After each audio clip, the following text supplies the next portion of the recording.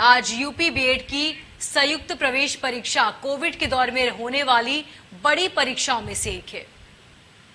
आपको बता दें कि सभी 75 जिलों पर यह परीक्षा होगी और परीक्षा में कोविड नियमों का खास तौर पर ख्याल रखा जाएगा। परीक्षा में कुल 5,91,305 अभ्यर्थी शामिल होंगे। तो प्रदेश के सभी 75 जिलों पर यह परीक्षा होगी।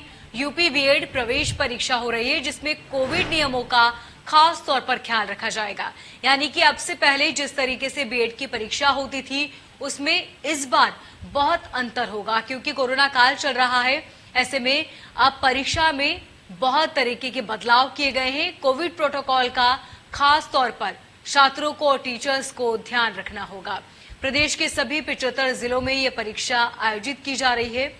परीक्षा में कुल 5,91,000 से ज्यादा छात्र शामिल होंगे और सभी को कोविड प्रोटोकॉल का खास ख्याल रखना होगा। मास्क लगाना अनिवार्य होगा। सभी छात्र सोशल डिस्टेंसिंग को मेंटेन करते हुए बैठेंगे। इसके साथ ही हर क्लास के बाहर सैनिटाइजर की व्यवस्था की गई है। और आज यूपी बीएड की संयुक्त प्रवेश परीक्षा है, जिसमें कोविड प्रोटोकॉल का खास तौर पर ख्याल रखना होगा और इसी कोविड के नियमों का पालन करते हुए परीक्षाएं आयोजित की जाएगी, ताकि किसी तरह की कोई परेशानी न हो। और इस खबर पर ज्यादा जानकारी के लिए हमारे संवाददाता पंकज मंडल हमारे साथ फोन लाइन पर जुड़ चुके हैं।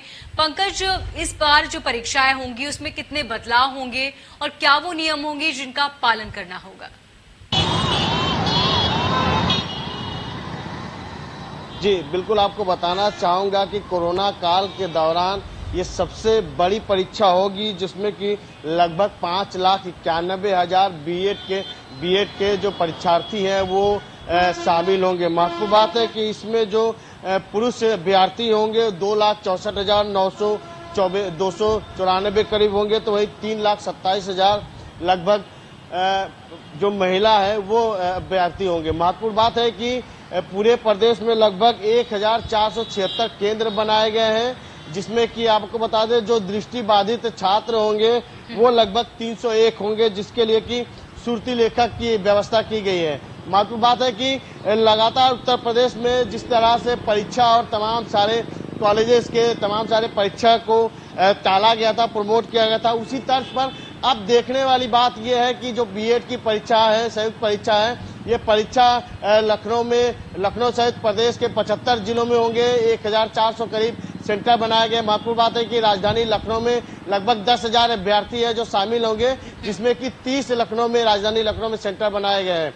महत्वपूर्ण बात है कि लगातार कोविड प्रोटोकॉल के तहत ही ये सारे परीक्षा किए जाएंगे, कि सारे कोविड प्रोटोकॉल को फॉलो किया जाएगा और जिसके तहत ये परीक्षा होगी। आपको बता दें कि जो 5,91,000 अभ्यर्थियों की परीक्षा ली जाएगी, इसमें 2 पाले में परीक्षा होगी। सुबह 9 बजे से लेकर 12 बजे तक परीक्षा होगी, तो वही दूसरे पाले में 2 बजे से लेकर 5 बजे तक परीक्षा होगी। परीक्षा के बाद ही जो बीएड के छात्र है, जो बीएड में प्रवेश परीक्षा है ये, और जिसको होना सुनिश्चित है, जो कि परीक्षा भी 9 बजे से शुरू हो चुकी है और तमाम केंद्रों पर तमाम छात्र पहुंच चुके हैं, परीक्षा दे रहे हैं। महत्वपूर्ण बात है कि कोविड प्रोटोकॉल के तहत ये सारी परीक्षा की जाएगी, सारे नियमों का पालन किया जाएगा कोविड। और महत्वपूर्ण बात है कि जितने भी सेंटर बनाए गए थे सबको सैनिटाइज किया गया था। और देखने वाली बात यह है कि जो परीक्षा है, परीक्षा में जो कोविड के दौरान जो तमाम सारी दिक्कतें आई थी, ऐसे में ये बीएड प्रवेश परीक्षा का सबसे बड़ा परीक्षा माना जाएगा, जिसमें कि 5,91,000 अभ्यर्थी शामिल होंगे। जी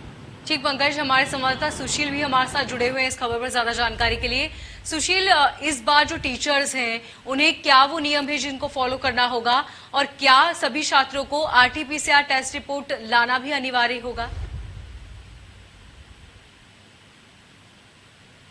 आरटीपीसीआर रिपोर्ट की बात तो नहीं कही गई है, लेकिन ये जरूर है कि कोरोना काल में ये भी कह सकते हैं कि बड़ी परीक्षा है। बीएड की परीक्षा को लेकर के जो गाइडलाइंस दी गई हैं, उस गाइडलाइन का सख्त पालन किया जाएगा, क्योंकि सभी परीक्षा केंद्र पे जितने भी 44 परीक्षा केंद्र बनाए गए हैं, जहां पे 21,589 छात्र जो है और छात्राएं यहाँ परीक्षा देंगी, तो इन सभी को लिए कहीं ना कहीं मास्क का जरूरी किया गया है, सैनिटाइजर का उपयोग जरूरी किया गया है कि मास्क और सैनिटाइजर लेके ही आना है और सोशल डिस्टेंस के जरिए पूरी तरीके से इस परीक्षा को संपन्न कराया जाएगा। पहली पाली में सुबह 9 बजे से ये परीक्षा शुरू हुई है। 9 बजे से लेकर लेकर के 12 बजे तक चलेगा।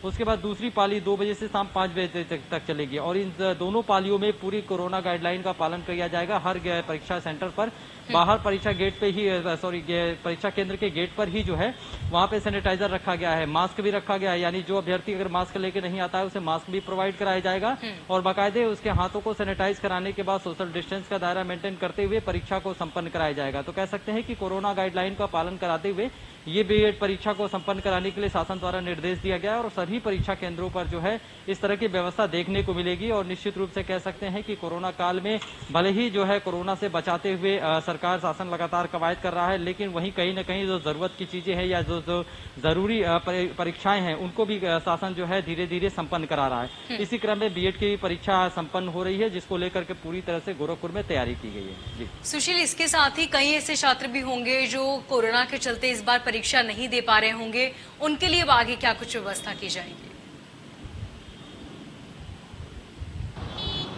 देखिए, निश्चित रूप से बहुत से ऐसे छात्र छात्राएं होंगे जो कोरोना के कारण परीक्षा देने में असमर्थ होंगे, क्योंकि इस समय वायरल फीवर भी चल रहा है, वायरल की तमाम बीमारियां हैं उसको लेकर के भी ग्रसित हो सकते हैं।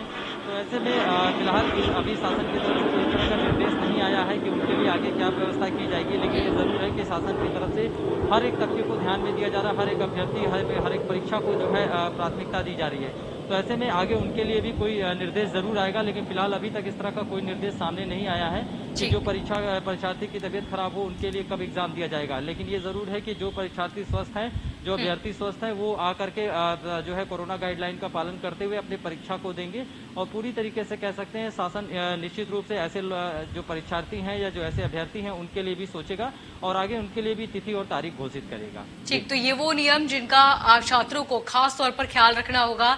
सुशील, पंकज, आप दोनों का तमाम जानकारी के लिए बहुत शुक्रिया।